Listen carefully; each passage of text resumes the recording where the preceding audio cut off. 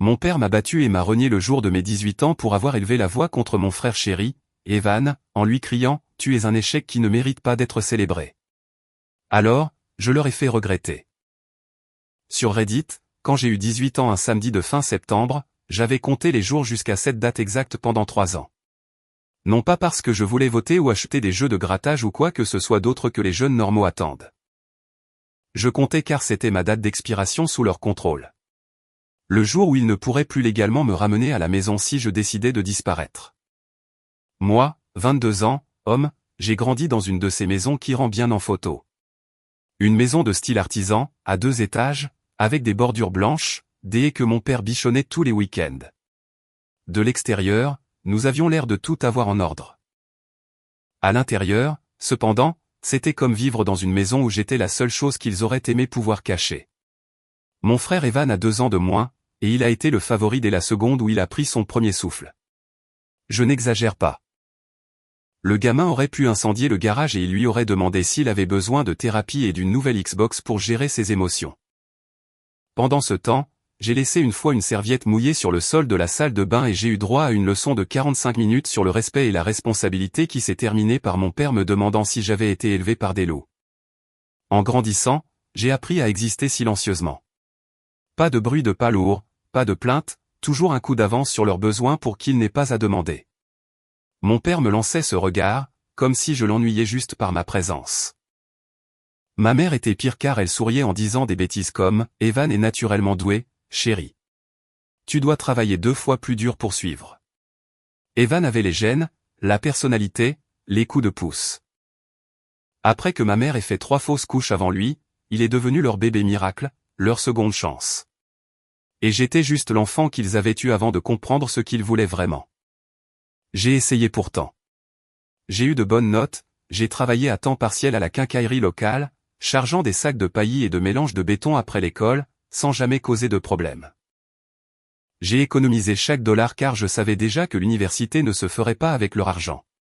Chaque fois que mon père parlait de mon avenir, il grommelait quelque chose comme « Tu t'en sortiras. Tu es débrouillard. » Evan a eu un nouvel ordinateur portable de jeux flambant neuf à 16 ans pour l'école. Il l'utilisait principalement pour regarder des vidéos en streaming et jouer jusqu'à 3 heures du matin. Quand j'ai demandé à l'emprunter une fois pour mes recherches universitaires, ma mère m'a dit de demander d'abord à Evan. Il m'a dit d'acheter le mien. Fin de la discussion. Alors, quand mon 18e anniversaire est arrivé, je n'attendais pas grand-chose. Peut-être une carte avec 20 $ à l'intérieur, peut-être un gâteau de supermarché, quelque chose qui reconnaisse mon existence. Je me suis réveillé vers 10h30, je suis descendu et j'ai trouvé mon père en train d'attacher un ruban argenté autour de la boîte noire élégante sur le comptoir de la cuisine. Evan sautait partout comme si c'était le matin de Noël. Ma mère avait ce sourire faux, prêt pour la caméra, plaqué sur son visage. Personne ne m'a regardé. Pas une seule fois.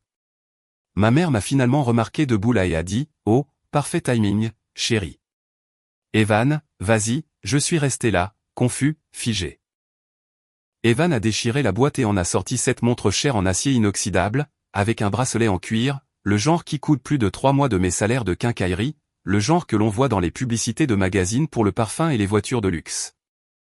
Yo, c'est génial, a dit Evan en souriant, en la glissant à son poignet et en la tournant pour capter la lumière. Maintenant, je n'aurai plus à voler la tienne, papa. Mon père a ri et lui a ébouriffé les cheveux.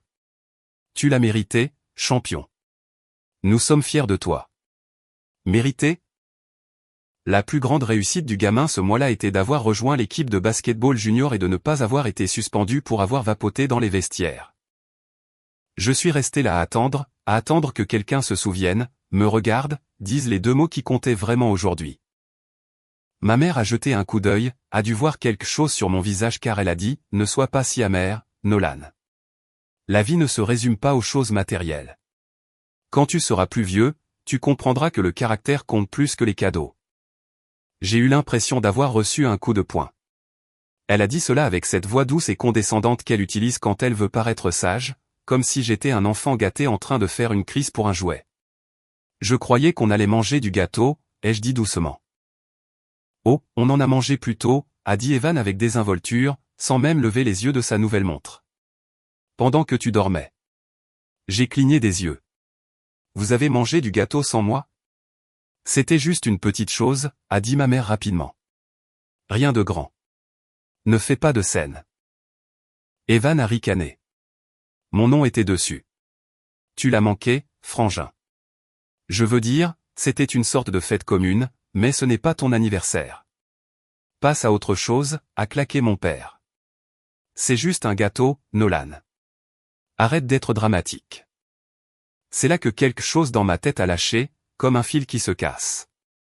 J'ai regardé Evan, vraiment regardé, debout là avec sa montre à $150, portant le sweat à capuche que j'avais acheté avec mon propre argent et qu'il avait emprunté 3 mois plus tôt sans jamais me le rendre.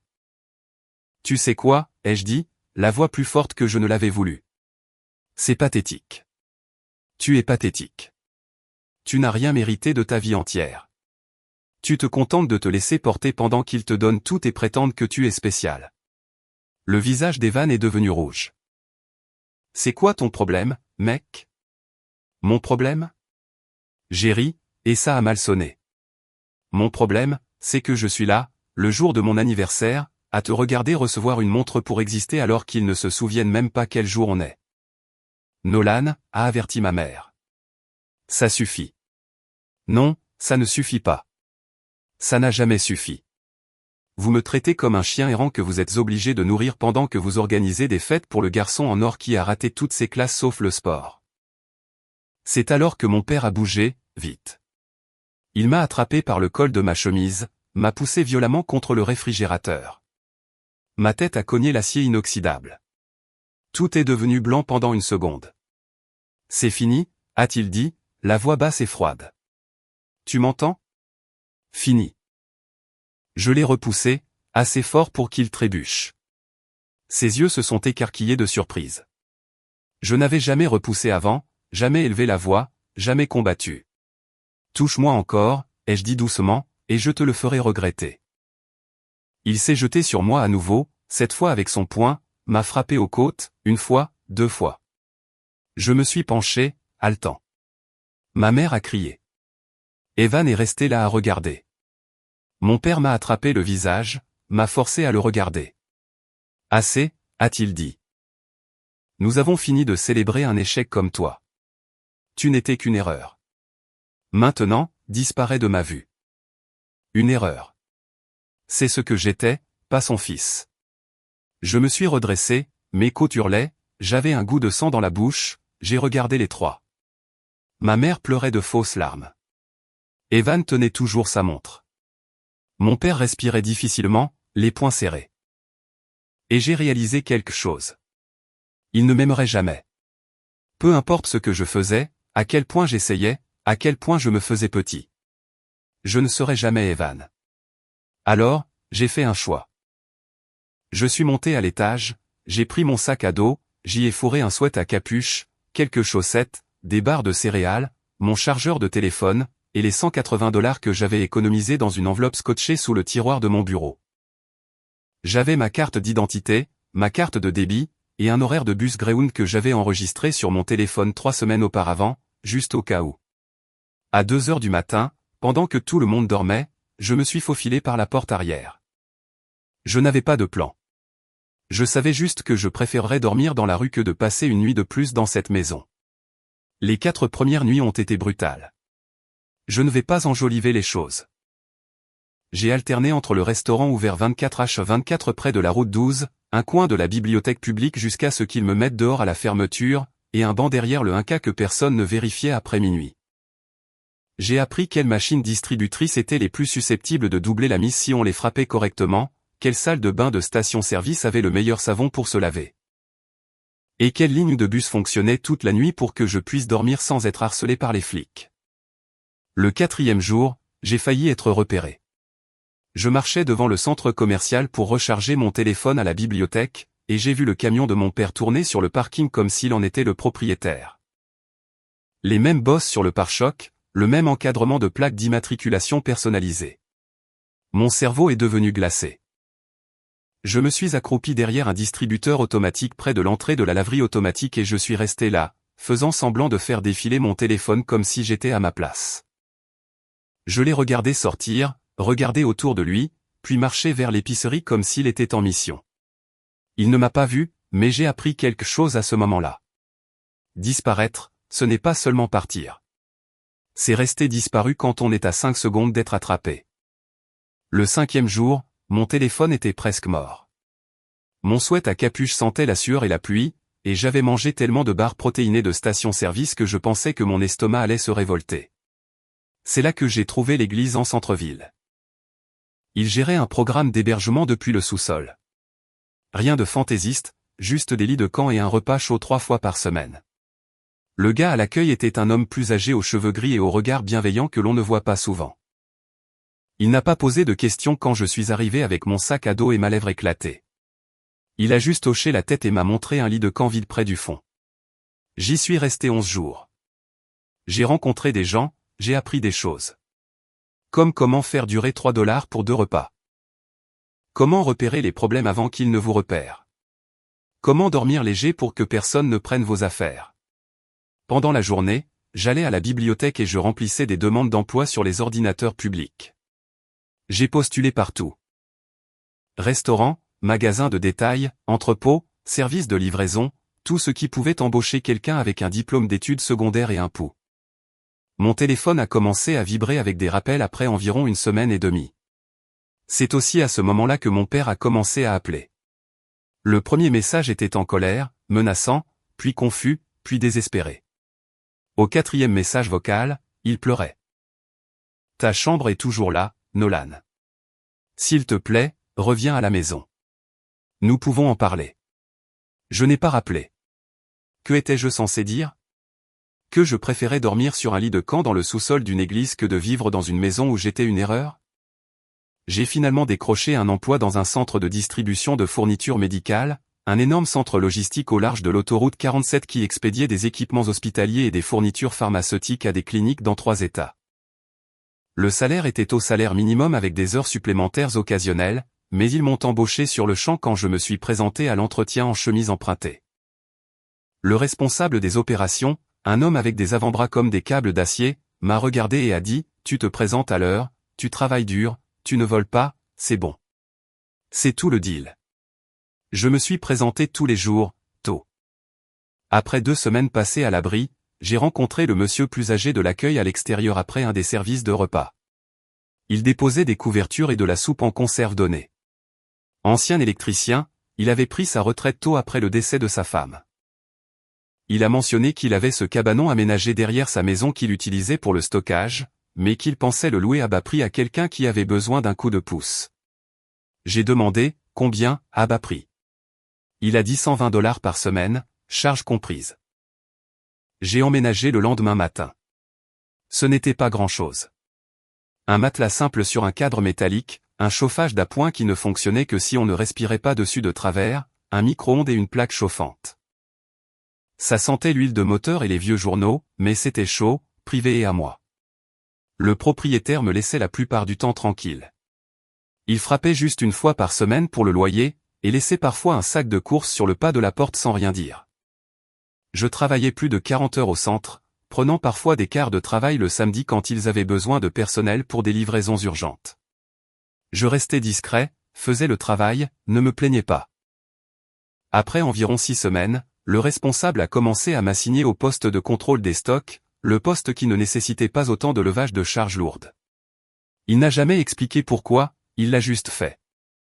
Le soir, j'allais à la bibliothèque et je travaillais sur mes demandes d'inscription au collège communautaire. J'avais manqué quelques délais, mais les inscriptions pour le printemps étaient toujours ouvertes.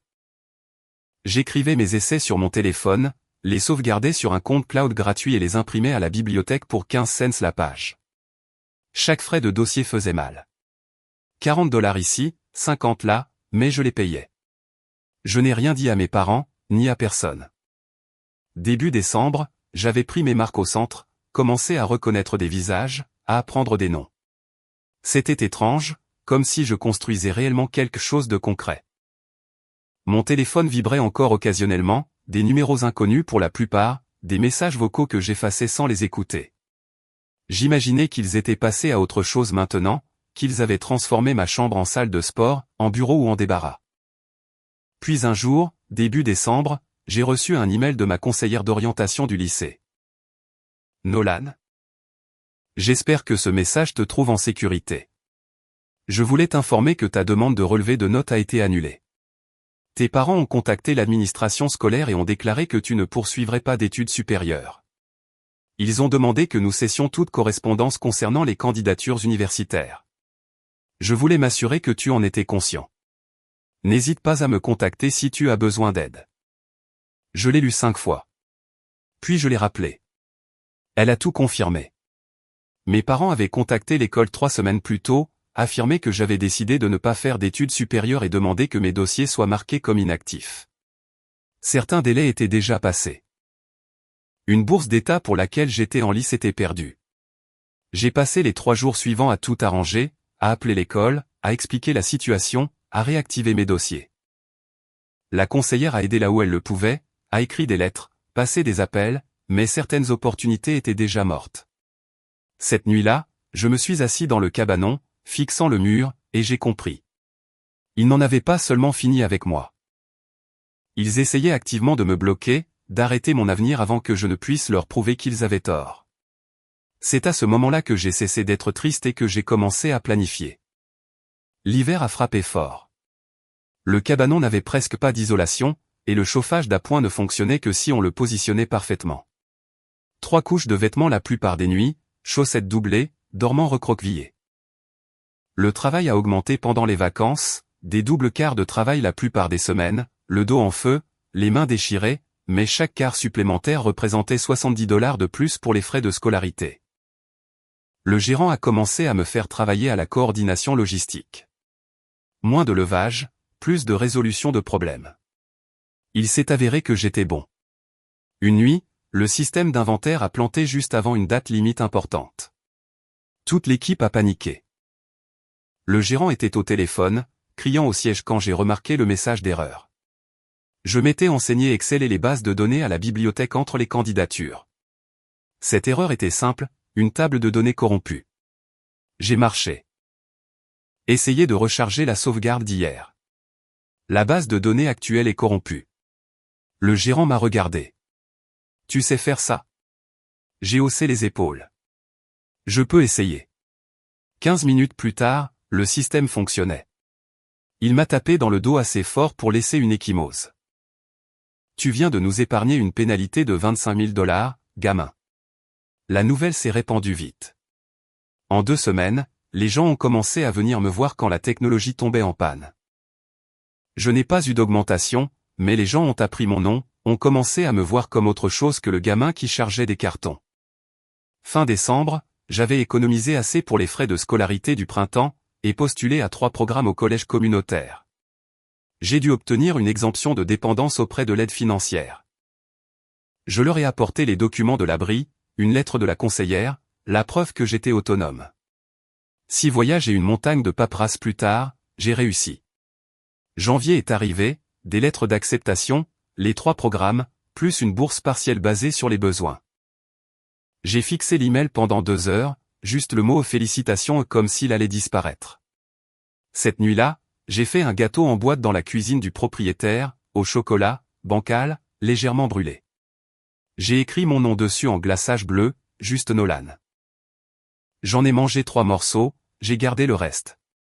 Le lendemain matin, je me suis inscrit au cours, Introduction à la gestion d'entreprise, algèbre universitaire, composition anglaise, principe de logistique. Je n'ai rien dit à mes parents, mais les petites villes parlent, et 3 semaines plus tard, j'ai rencontré une voisine à l'épicerie. Elle a souri largement. Nolan, j'ai entendu dire que tu allais à l'université. Ta mère doit être si fière. J'ai hoché la tête. Oui, elle doit l'être. Mais je savais mieux. Plus tard cette semaine-là, ma mère a appelé d'un numéro inconnu. J'ai laissé aller à la messagerie vocale. Elle n'a pas pleuré ni crié, elle a juste dit avec cette voix mesurée et faussement douce, « Nous avons entendu parler de l'école, Nolan. C'est merveilleux.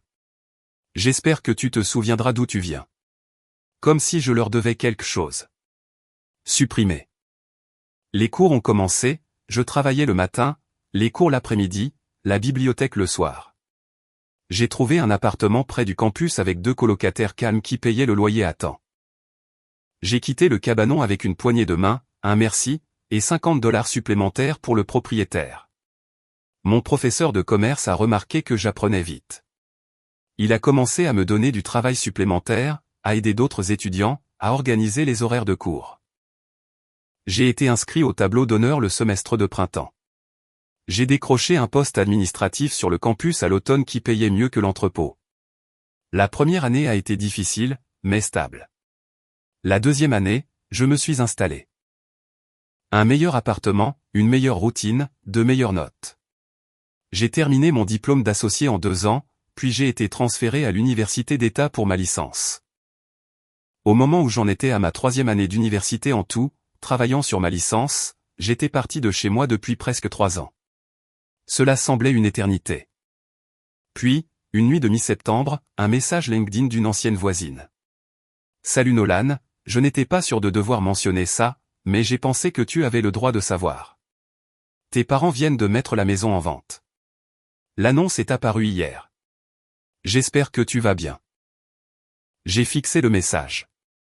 La maison était à vendre. Au début, rien, juste le vide. Puis autre chose, quelque chose de froid et de concentré. J'ai ouvert Zillow. L'annonce était facile à trouver. Photos professionnelles, meubles mis en scène, description générique. Charmante maison familiale avec du caractère. 3 chambres plus une pièce bonus, parquet, quartier calme, entretenu avec amour depuis plus de 20 ans. J'ai parcouru les photos. Salon, cuisine, chambre principale, salle de bain d'invités, puis quelque chose d'étiqueté, bureau aux pièces bonus d'Evan. Ma chambre. Sauf que ce n'était plus la mienne. Mur beige, literie neutre, impression de paysage générique, pas la moindre trace des 18 ans que j'avais passés dans cet espace. Pas de poster, pas de bureau, pas de livre, rien. Ils ne m'ont pas seulement effacé, ils m'ont rénové. Je suis resté là longtemps, téléphone en main, fixant l'annonce. Le prix demandé était élevé, bien trop élevé pour une maison de cet âge dans ce quartier. Ils étaient clairement désespérés, avaient probablement besoin de vendre rapidement. J'ai creusé plus loin. Les registres de propriété publique sont étonnamment faciles à trouver si on sait où chercher. J'ai consulté l'historique des hypothèques, les registres fiscaux, les ventes passées, et j'ai trouvé quelque chose d'intéressant. L'hypothèque n'était pas remboursée, loin de là.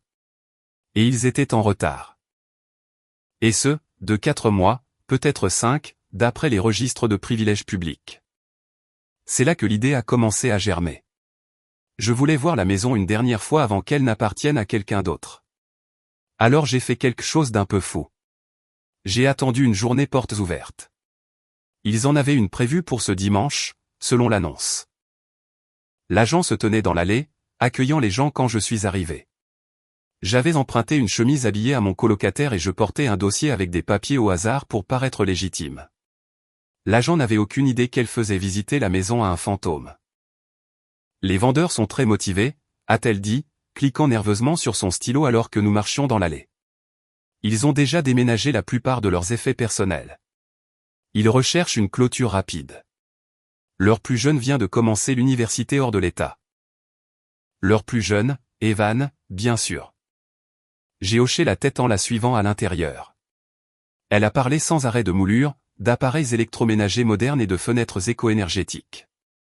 J'ai à peine écouté. Mon attention était portée sur les espaces, les murs, le fait que je n'y étais plus. La cuisine était la même, le salon aussi. La chambre de mes parents était aménagée avec des meubles de location. Puis nous sommes arrivés à mon ancienne chambre. Je me suis tenu dans l'embrasure de la porte et je n'ai absolument rien ressenti, juste du froid. L'agent a fait un geste comme si elle montrait un prix. C'était la salle de jeu et d'études de leur fils. Elle bénéficie d'une lumière naturelle incroyable. Un espace flexible parfait. Salle de jeu et d'études. C'est ce que j'étais devenu, l'excédent d'Evan. Je suis entré. Il l'avait aménagé comme un poste de préparation universitaire, un bureau élégant avec une lampe, un tableau d'affichage avec une liste de fournitures pour le dortoir épinglée soigneusement. Des brochures universitaires éventées sur une table d'appoint. Le nom d'Evan surtout. Nous sommes ensuite passés à la vraie chambre d'Evan, toujours décorée, toujours avec ses affaires, des trophées sur l'étagère, des posters au mur. Il n'avait rien touché. Le jardin était pire. La cabane dans les arbres que j'avais construite avec mon oncle quand j'avais 13 ans, celle où j'avais passé des centaines d'heures à lire et à m'évader, avait disparu, démolie, juste un rectangle de terre et quelques boulons rouillés dépassant de poteaux pourris. L'agent m'a remarqué en train de fixer. Les vendeurs ont mentionné qu'ils avaient retiré une ancienne structure ici, un problème de responsabilité. J'ai hoché la tête, sans rien dire. Elle m'a laissé une minute, sentant probablement quelque chose d'étrange dans mon silence. « Vous voulez voir le garage avant que nous ne terminions ?» a-t-elle demandé joyeusement. Je l'ai suivi par la porte latérale. Le garage était encombré de cartons de déménagement et de bacs en plastique empilés contre le mur du fond. La plupart étaient étiquetés de l'écriture soignée de ma mère. Décoration de Noël, excédent de cuisine.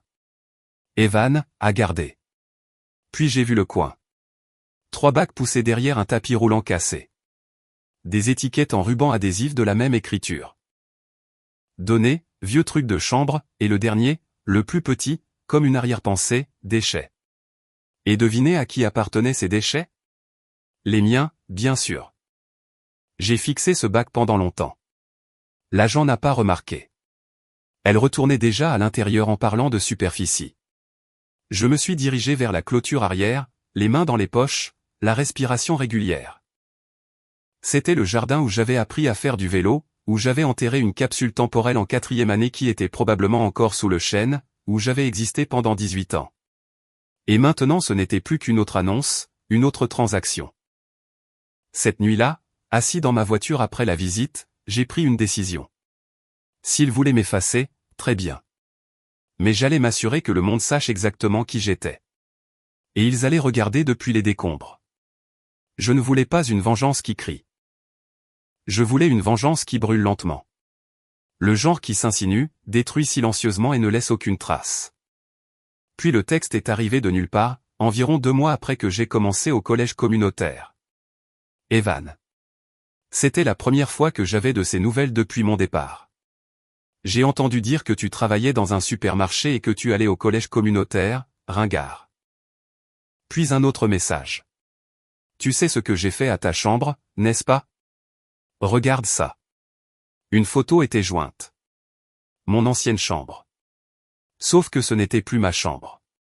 Fraîchement peinte, nouveaux meubles, aménagés comme un showroom pour la journée portes ouvertes. Propre, parfaite. Comme si je n'avais jamais existé. J'ai tout débarrassé de tes ordures. Ça a l'air bien mieux maintenant. Je suppose que c'est ce qui arrive quand le poids mort s'en va. Reste fauché à faire ton petit boulot.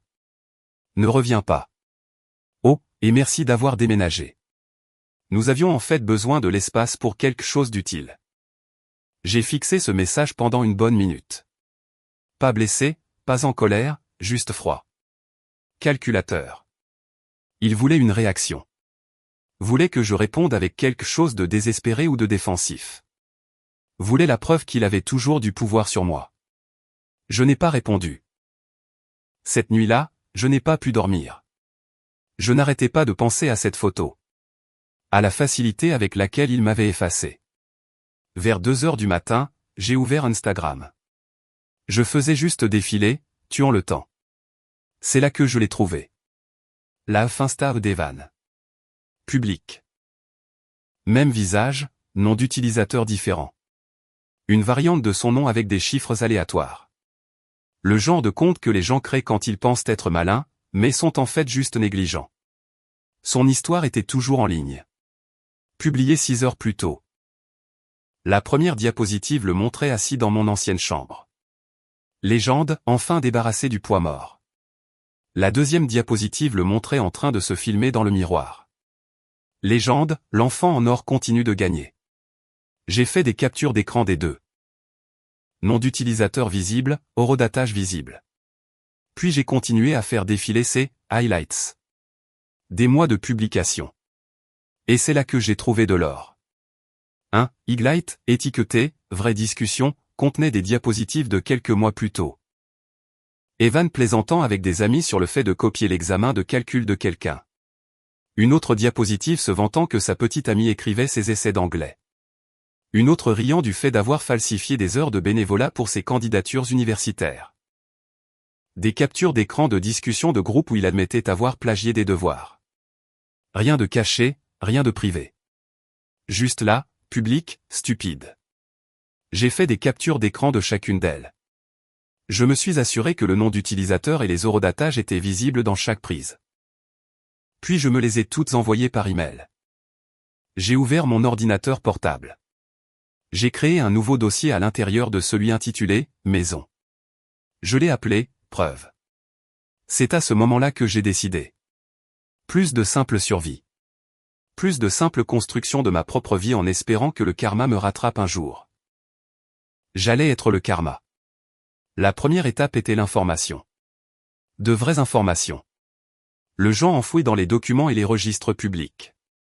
J'ai tout organisé comme si je montais un dossier, parce que c'était le cas. J'avais un dossier sur mon ordinateur portable appelé « Maison » et à l'intérieur, un autre dossier appelé « Ne me mens pas ». Des PDF, des captures d'écran, des dates surlignées, des liens de compte mis en favoris, et un fichier de notes où j'écrivais qui avait dit quoi et quand. J'ai imprimé les pires choses aussi. Papier Staples, classeur bon marché, pochette plastique. Il y a quelque chose à tenir ça dans ses mains qui le rend réel. J'ai passé les 2 semaines suivantes à rechercher tout ce qui concernait la vente de leur maison. Les registres publics étaient suffisants. Permis, privilèges, anciennes notes MLS, procès-verbaux d'assemblée de copropriété et dépôts judiciaires. J'ai fait des captures d'écran de tout et j'ai tenu un journal comme s'il s'agissait d'une affaire. Et quelque chose d'intéressant est apparu. Le sous-sol avait inondé 3 fois au cours des 7 dernières années. Documenté. Panne de pompe de puisard, dégâts des eaux, fissures de fondation. Tout a été géré discrètement, à moindre coût, avec des réparations minimales. Rien qui ne se manifesterait lors d'une visite occasionnelle.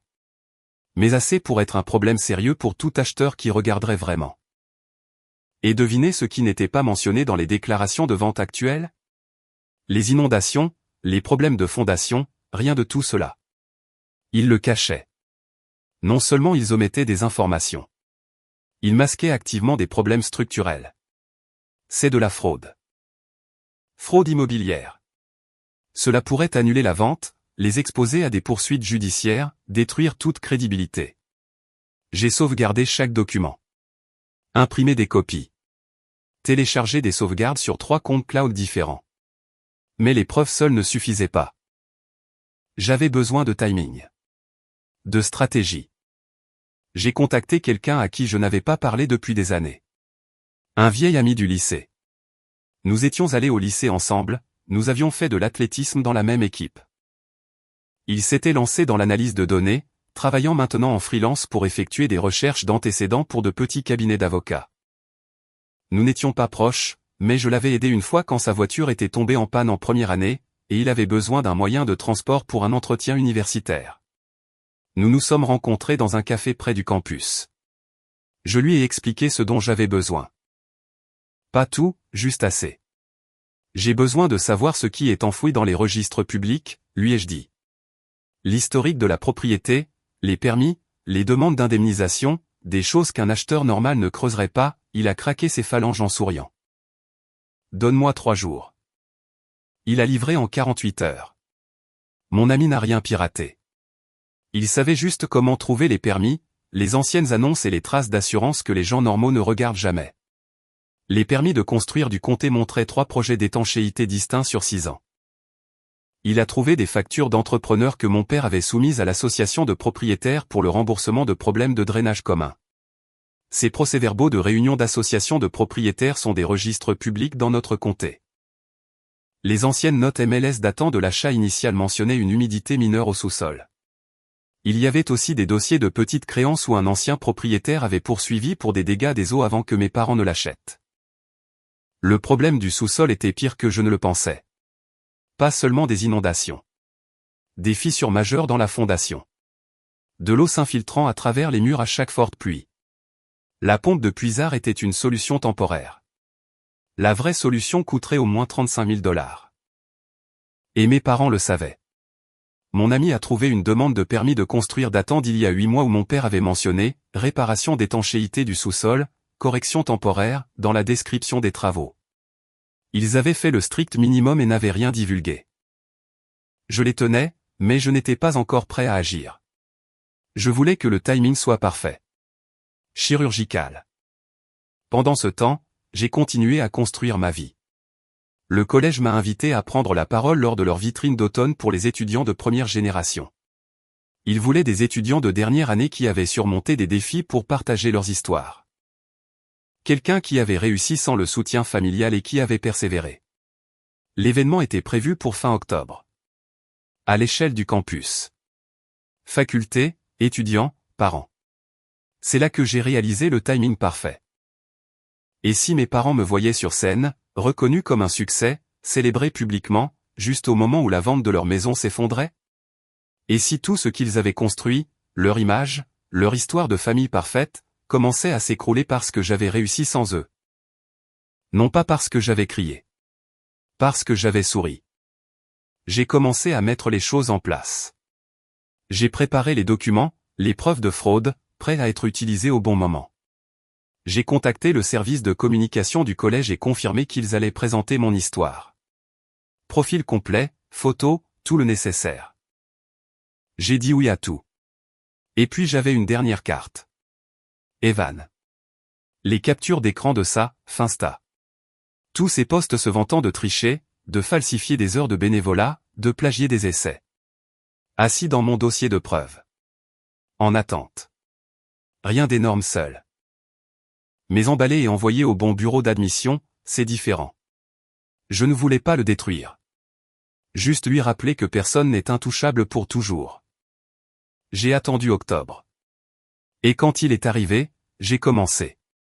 Le discours d'orientation a eu lieu un jeudi après-midi. Je l'avais répété une douzaine de fois seul dans mon appartement, essayant de paraître confiant sans avoir l'air d'avoir répété. Le collège voulait de l'inspiration, alors je leur ai donné de l'honnêteté. J'ai parlé de grandir invisible, de travailler 2 emplois pour payer les frais de candidature, de dormir dans un refuge d'église et d'apprendre à faire durer $3 pour 2 repas, du moment où j'ai réalisé que je n'avais besoin de la permission de personne pour exister. D'être sur le tableau d'honneur 4 semestres de suite tout en travaillant à temps partiel et en me payant mes études.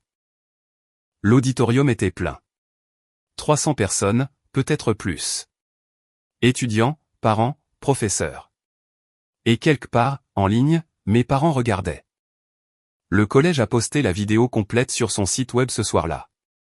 3 heures plus tard, elle avait été partagée 40 fois. Au matin, 100. D'anciens camarades de classe ont commenté. Des professeurs ont tendu la main. Des inconnus ont envoyé des messages disant qu'ils avaient vécu quelque chose de similaire et que mon histoire leur donnait de l'espoir. Et mes parents l'ont vu. Je le sais parce que quelqu'un m'a transmis une capture d'écran d'un commentaire que ma mère avait laissé sur une publication partagée. C'est plein d'exagération. Certaines personnes n'apprécient tout simplement pas tout ce que leur famille a sacrifié. Passif-agressif, défensif, parfait. Elle était ébranlée, et je n'avais pas fini. Ce qui m'a fait rire, c'est la vitesse à laquelle cela a échappé à mon contrôle.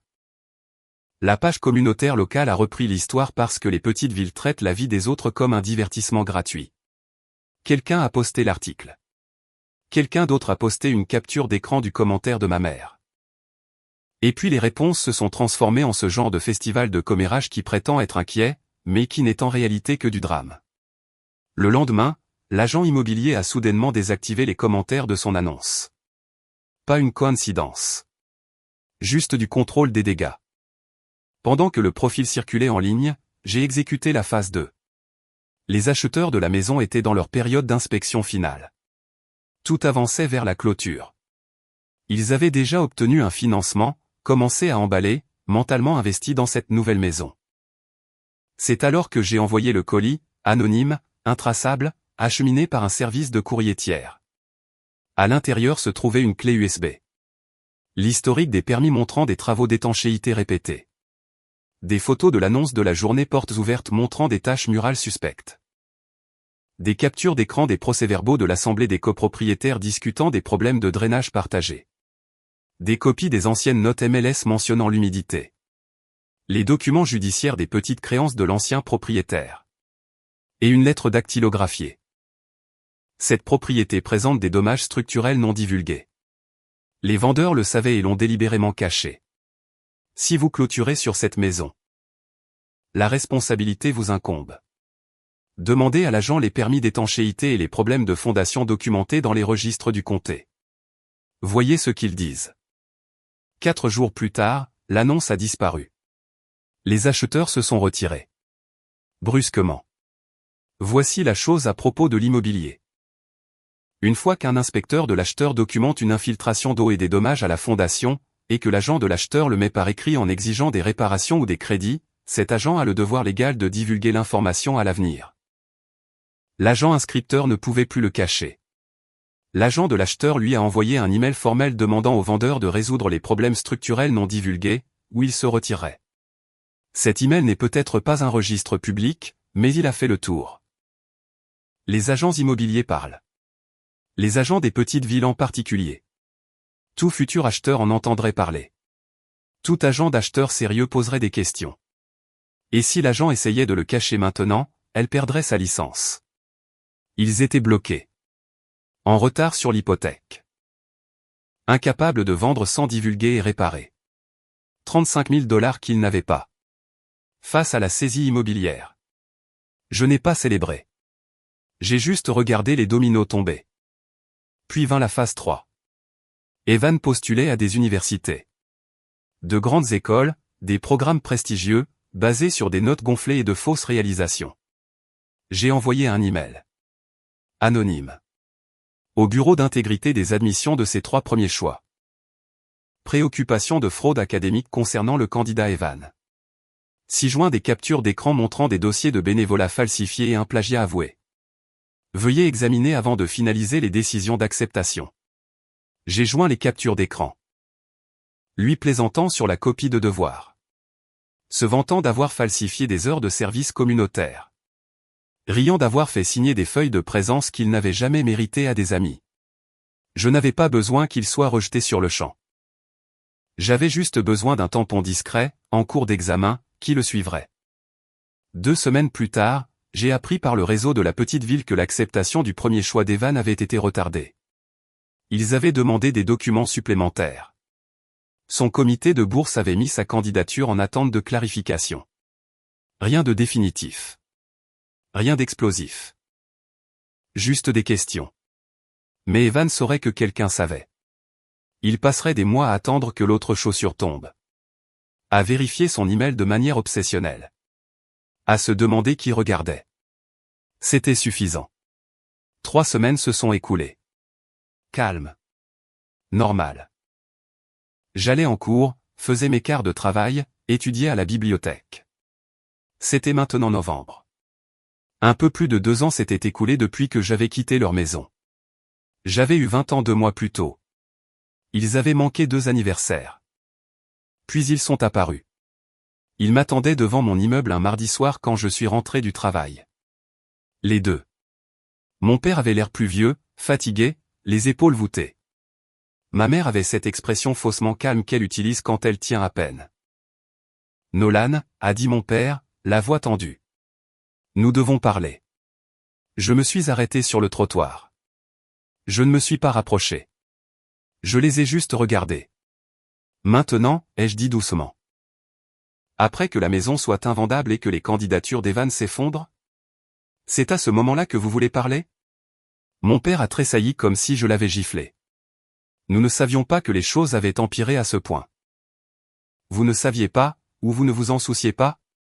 S'il te plaît, a dit ma mère, s'avançant. Nous avons fait des erreurs. Nous le voyons maintenant. Mais ça doit cesser. Tu fais du mal à ta famille. J'ai ri. Sec.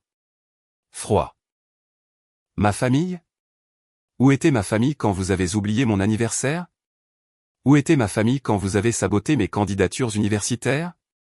Où était ma famille quand papa m'a battu et m'a traité d'erreur? Silence. Mon père a regardé le sol. Les yeux de ma mère se sont remplis de ces fausses larmes qu'elle sait si bien produire. Nous perdons tout, a-t-elle dit doucement. La maison va être saisie. Evan a perdu ses offres de bourse. Nous avons dû contracter des prêts justes pour couvrir ses frais de scolarité. Nous survivons à peine. Bien, ai-je dit. Sans hésitation. Vous devriez savoir ce que ça fait.